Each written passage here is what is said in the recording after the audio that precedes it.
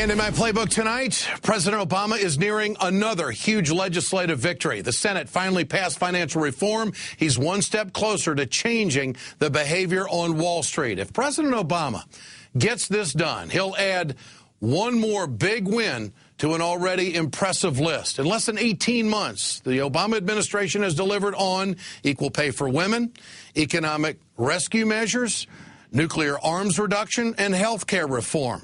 First, the expansion of S-chip, and then the most sweeping social legislation in decades. Now it's a race to the midterms to convince Americans that Obama and the Democrats are right on track.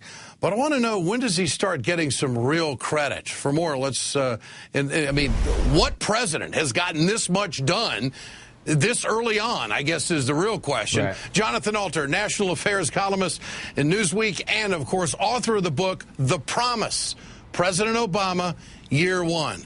Jonathan, you had a lot of material to write about with this president. Now that Wall Street reform is, we're on the verge of that, when's the credit start coming in for this guy? What do you think? You know, it's a great question. I think the key is that he has somehow not fully established that connection to the middle class that you talk about so much on this program. We thought that he was going to ace communications, get an A in that, and struggle in executive leadership because he had no experience. It turned out to be the reverse of that. He was a star when it came to putting points on the board, getting things done, but he's really struggled when it came to explaining things and connecting with the American public. Part of it is it got too congressional, Ed. You know, the sausage factory on Capitol Hill, it stunk so bad it kind of spoiled people's appetite for the meal. And they just kind of said, look, in Washington, they're not doing anything. And it was hard to pay attention to this Niagara of news, all the kinds of things that did get done. When they start showing more results, then he'll start getting more credit. He already prevented a depression. Yeah, we were losing 750,000 jobs a month when he came into office. We're now gaining 250,000 jobs a month. But it's hard to get the credit. And let me just tell you a very quick story from Franklin Roosevelt that I think tells you a little bit about what he needs to do. When Roosevelt died in 1945, and his funeral procession was moving through Washington, a man fell to his knees in grief. And another gentleman helped him up, and he said to the grieving man, "Did you know the president?" And the grieving man said, "No, but he knew me." And that's the challenge for Barack Obama, is to get the American people to feel that he really knows them and their problems.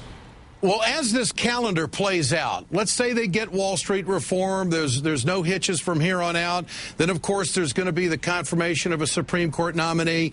And then, is there any better campaigner and fundraiser and connector with people?